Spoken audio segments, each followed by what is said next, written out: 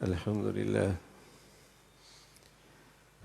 لله والصلاة والسلام على سيدنا محمد وعلى آله وأصحابه أجمعين. الحمد لله والصلاة والسلام على سيدنا محمد وعلى آله وأصحابه أجمعين. أما بعد فأعوذ بالله من الشيطان الرجيم. بسم الله الرحمن الرحيم. اهدنا الصراط المستقيم صراط الذين أنعمت عليهم غير المغضوب عليهم ولا الضالين. صدق الله العظيم. اللهم صل على سيدنا محمد وعلى آل سيدنا محمد وبارك وسلم. اللهم صل على سيدنا محمد النبي الأمي وعلى آله وأصحابه وسلم. میرے معزز مسلمان بزرگوں، عزیز بھائیوں، یہ ایک التجا اور دعا ہے جو ایک مسلمان اللہ کی بارگاہ میں دن میں بارہا کرتا ہے اور کہتا ہے اہدنا الصراط المستقیم، چلا ہم کو راستہ سیدھا. اے اللہ، چلا ہم کو راستہ سیدھا، صراط المستقیم. یہ صراط مستقیم جادہ شریعت ہے، راہ شریعت ہے، شریعت کا راستہ، اللہ تعالیٰ کی وحدانیت کا راستہ، عدل و انصاف کا راستہ، اور سچ یہ ہے کہ دنیا آخرت کی فلاح کا راستہ. یہ بارہا ہم دعا کرتے ہیں اللہ تعالیٰ سے، اور اس صراط مستقیم کی وضاحت ہے کہ اس نمونہ اس صراط مستقیم کا جو اس راستے پہ چل کر کامیاب ہوئے، بامراد ہوئے، الذین انعمت علیہم، ان لوگوں کا راستہ جن پر آپ نے انعام فرمایا. گویا کہ یوں کہتے ہیں کہ جن پر اللہ کا انعام ہے وہ ہیں انعم اللہ، النبیین والصدیقین والشہداء والصالحین. گویا کہ اللہ کی بارگاہ میں ہم یہ کہتے ہیں کہ اے اللہ، نبیوں کا راستہ، صدیقین کا راستہ، شہدائے حق جنہوں نے تیرے خاطر جانیں دی ہیں ان کا راستہ، اور صالحین اور نیک لوگوں کا راستہ. یہ صراط مستقیم کے بہترین نمونہ ہے. کتاب اللہ بھی ہے، اللہ تعالیٰ کی کتاب بھی صراط مستقیم کی راہ دکھاتی ہے، لیکن اس کے لیے ایک نمونہ بھی چاہیے کہ کچھ عملی کردار بھی چاہیے. جنہوں نے اس صراط مستقیم پہ عمل کیا اور کامیاب ہوئے تو ان کا تذکرہ فرمایا کہ وہ نبی ہیں، صدیقین ہیں، شہداء ہیں، صالحین ہیں. صراط مستقیم کی وضاحت کے لیے اتنا ہی کافی نہیں تھا، اس سے آگے بھی وضاحت کی کہ صراط مستقیم کا ایک پہلو تو مثبت ہے کہ یہ ہے اس کا بہترین نمونہ، اور ایک پہلو اس کا منفی بھی ہے کہ ان کے راستے پہ نہ چلنا، پھر راہ حق سے ہٹ جاؤ گے. اور وہ کون ہیں؟ ضالین، مغضوب علیہم ولا الضالین. تو صراط مستقیم نبیوں کا راستہ وہ مغضوب کا راستہ نہیں، ضالین کا راستہ نہیں.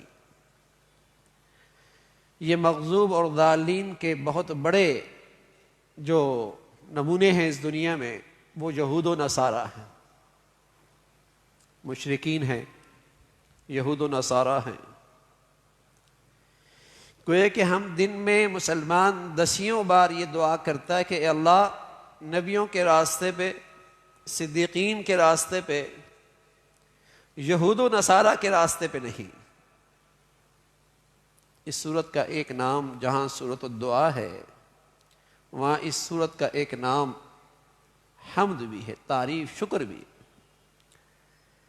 کہ اللہ تعالی نے ہمیں صراط مستقیم عطا فرمایا تو ہم اللہ سے التجا کرتے ہیں کہ اے اللہ رہتی زندگی تک استقامت بھی اس راہ پہ نصیب فرما۔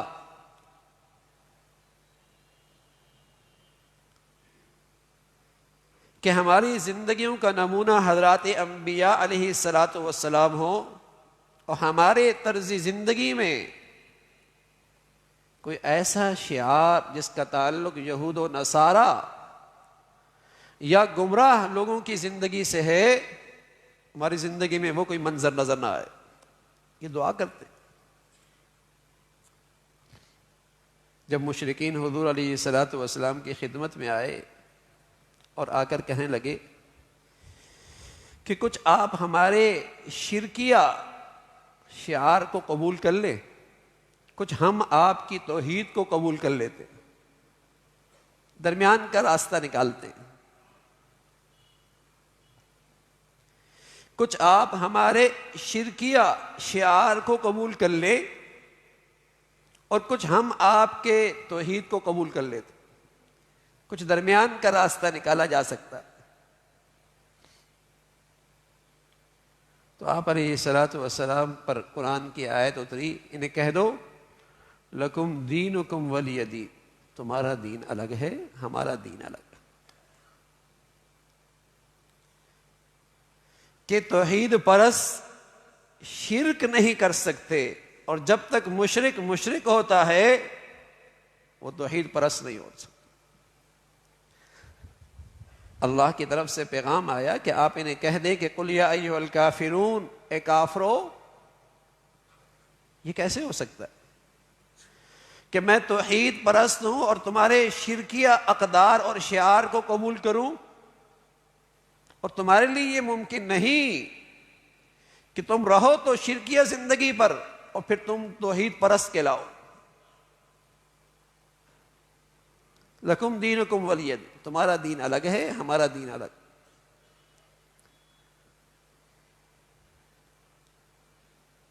یہ اس لیے عرض کر رہا ہوں کہ اسلام ایک عدل کا نظام ہے، جہاں وہ اپنے پیروکاروں کو حقوق دیتا ہے وہاں وہ اقلیتوں کو بھی حقوق اور تحفظ دیتا ہے۔ عدل کا قانون۔ لیکن وہ اپنے پیروکاروں کو غیور اور غیرت مند بھی دیکھنا چاہتا ہے کہ تم خدا پرست ہو، توحید پرست ہو، اس توحید کے ساتھ تم کسی کافر اور مشرک کے شعار کو اپناؤ، یہ تمہاری غیرت ایمانیت کے خلاف ہے۔ اسلام کا قانون عدل تو ایسا ہے کہ جیسے جان، مال، عزت، آبرو ایک مسلمان کی قیمتی ہے اور اس کا تحفظ ہے، ایسی اقلیت کی بھی جان، مال، عزت، آبرو کا تحفظ اسلام دیتا، اس کی بھی وہی قیمت ہے۔ لیکن جہاں تک صراط مستقیم ہے اس کے حدود ہیں، جہاں تک اسلام ہے اس کی ایک حد ہے، اس کے آگے کفر شروع ہوتا ہے، شرک شروع ہوتا ہے۔ یہودی شرک کر رہے ہیں، عیسائی شرک کرتے ہیں۔ وقالت الیہود عزیر ابن اللہ، یہودی کہتے ہیں عزیر اللہ کا بیٹا ہے۔ وقالت النصارى المسیح ابن اللہ، عیسائی کہتے ہیں کہ عیسیٰ علیہ الصلاۃ والسلام اللہ کے بیٹے۔ اللہ میاں کہہ رہے ذالک قولہم بافواہہم، یہ ان کی منہ کی باتیں ہیں، اس کا حقیقت سے کوئی تعلق نہیں۔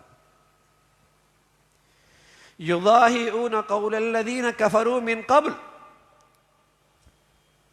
یہ وہی باتیں کر رہے ہیں جو اس سے پہلے کافروں نے کی، کہ مشرک کہا کرتے تھے کہ فرشتے اللہ کی بیٹیاں ہیں، مشرک کہا کرتے تھے فرشتے اللہ کی بیٹیاں ہیں، کچھ کہتے تھے منات اور عزا اللہ کی اولاد ہے، عیسائی کہتے ہیں عیسیٰ علیہ السلام اللہ کا بیٹا ہے، اللہ ہے، اللہ کا حصہ ہے، شرک ہے۔ کرسمس یہ عیسائی دنیا کی عید ہے، اور اس عید کی بنیاد شرک ہے، اس عید کی بنیاد شرک ہے۔ وہ اپنے مذہب کے لحاظ سے عبادت کرے، لکم دینکم ولی دین، تمہارا دین تمہارا، ہمارا دین الگ۔ لیکن مسلمان اس شرکیہ موقع پہ انہیں مبارکباد دے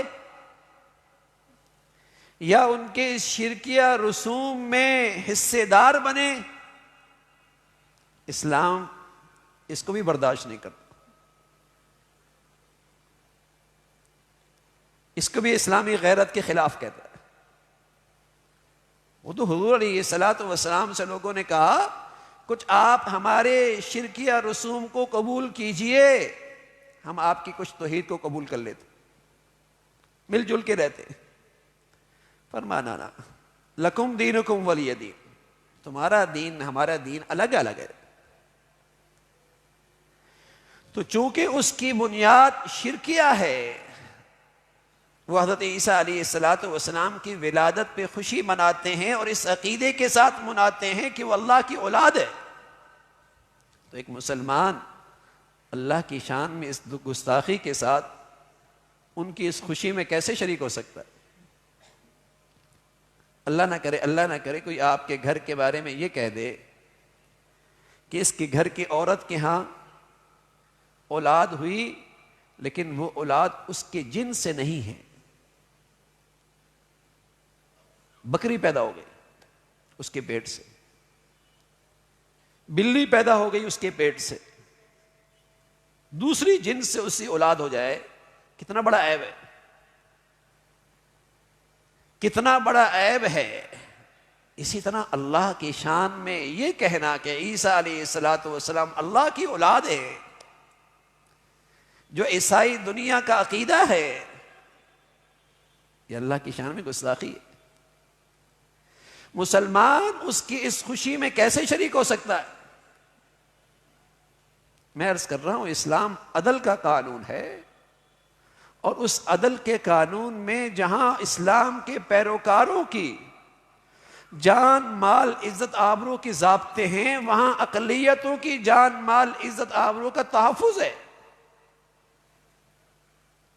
لیکن شرک اور توحید میں فرق ہے۔ کوئی توحید پہ چلتے ہوئے مسلمان ہوتے ہوئے شرکیہ رسوم میں شریک نہیں ہو سکتا، وہ علیحدہ چیز ہے۔ ایک ہے رواداری، ایک ہے اچھے اخلاق سے پیش آنا، ایک ہے ہمدردی، ایک ہے کسی مظلوم کی مدد، اور ایک ہے کسی بے دین کی بے دینی کے اندر شریک ہونا، بڑا فرق ہے۔ اسلام اس کی اجازت نہیں دیتا کہ مسلمان ان کے اس شرکیہ خوشی میں شریک ہو جس کی بنیاد شرک پہ ہے۔ حضرت عیسیٰ علیہ السلام نے خود فرمایا، جب وہ بہت معصوم تھے اور ان کی والدہ پر یہودیوں نے الزام لگایا علیاذ باللہ کہ تیرا بیٹا کیسے ہو گیا، تیرا تو شوہر ہی نہیں ہے، تیری تو شادی ہی نہیں ہوئی۔ حضرت مریم علیہ السلام نے اشارہ کیا کہ اس بچے ہی سے پوچھ لو، تو وہ کہنے لگے بچہ معصوم دودھ پیتا ہوا یہ بولے گا؟ اللہ کا حکم ہے، آج مائی مریم کی عزت اور آبرو اور پاک دامنی اور عفت کا مسئلہ ہے، بچے اس موسم میں بولتے تو نہیں لیکن تم بولو،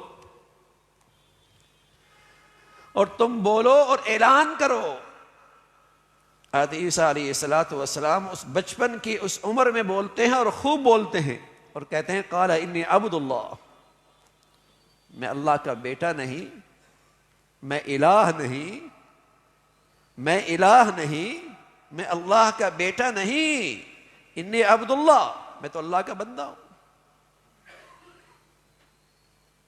میں تو اللہ کا بندہ ہوں۔ قال انی عبد اللہ، میں تو اللہ کا بندہ ہوں۔ اور خوب بولے کہ وجعلنی مبارکا اینما کنت واوصانی بالصلاة والزکاة ما دمت حیا، اللہ نے مجھے یہ شان عطا فرمائی ہے، مجھے یہ عزت اور مرتبہ عطا فرمایا ہے، میں اللہ کا پیغمبر ہوں، میں اللہ کا رسول ہوں، میں اللہ کا فرما بردار ہوں۔ اس انداز سے اپنا تعارف کرایا اور رہتی دنیا تک مسلمانوں کے عقیدے کا تحفظ کیا کہ مسلمانوں کے ہاں عیسیٰ علیہ السلام کی شان ہے، مرتبہ ہے، مقام ہے، عزت ہے، اور اس بنا پر ہے کہ وہ اللہ کے رسول ہیں، وہ اللہ کے رسول ہیں، وہ اللہ کے برگزیدہ بندے ہیں۔ یہ مسلمانوں کا نظریہ اور عقیدہ ہے۔ تو میرے عزیزو، اللہ تعالیٰ نے ہمیں صراط مستقیم کی دولت دی ہے اور ہمیشہ کی ضرورت ہے کہ ہم اس پر استقامت کی اللہ سے دعا کرتے رہیں، اہدنا الصراط المستقیم۔ اور اس راہ پہ چلنے کے لیے اللہ کے نیک بندوں کی، حضرات انبیاء علیہ السلام کے نمونے کو دیکھیں،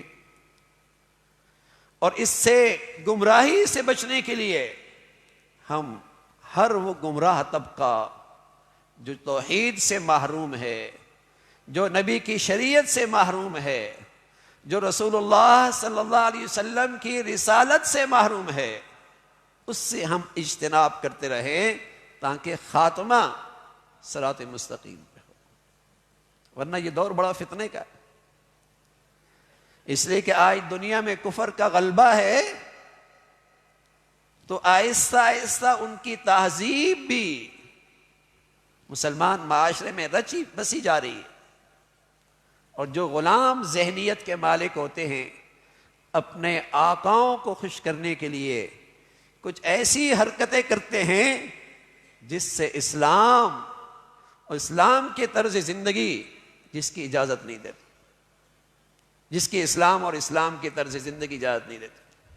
تو اللہ تعالیٰ نے شریعت اور شریعت محمدی اور اسلام کی صورت میں جو صراط مستقیم عطا فرمائی، اس پہ اللہ کا شکر بھی ادا کرے، اللہ سے اس پہ استقامت بھی مانگیں، اور اپنی ذات کو ہر قسم کے گمراہیوں سے دور بھی رکھیں تاکہ اللہ اس پہ خاتمہ نصیب فرما دے۔ وآخر دعوانا ان الحمد للہ رب العالمین۔